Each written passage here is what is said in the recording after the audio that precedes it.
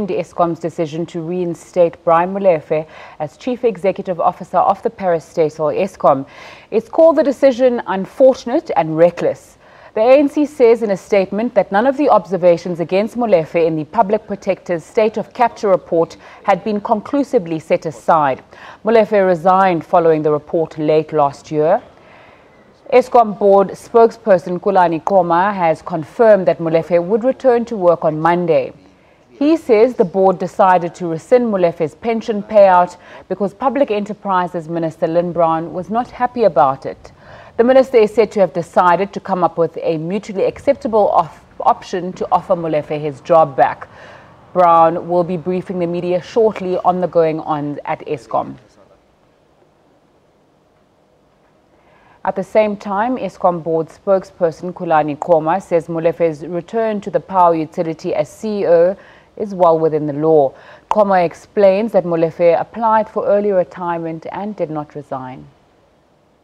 In terms of the pension fund rules, in fact, when an employee leaves a company, they will either resign or they apply for early retirement, which in the event of the second option, then the pension fund will then give guidance.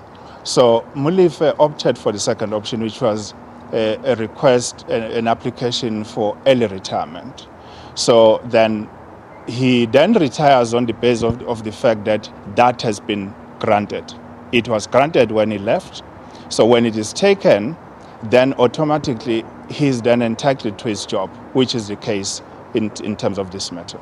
Was Mr. Molefe not a contract employee as the group CEO? He was a term employee indeed, but even under those circumstances, it is in terms of the law possible to actually have him back under the conditions that I've just explained to you. How did the issue of the 30 million rand payout arise?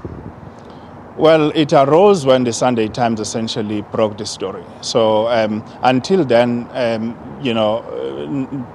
there was nothing really sinister or perceived to be sinister about, that particular payout. So the Sunday Times insinuated there was something wrong when there was actually none. Because when the minister made an instruction and the board had to look at options, it had to really look whether it did stumble along the way when it decided to approve that application. The result was actually positive. The board didn't actually do anything wrong. What was the justification for the 30 million rands? Yeah.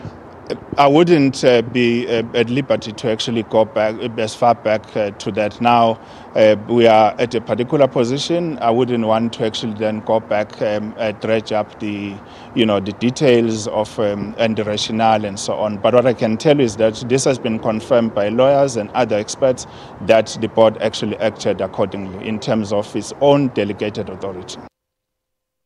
At the same time, embattled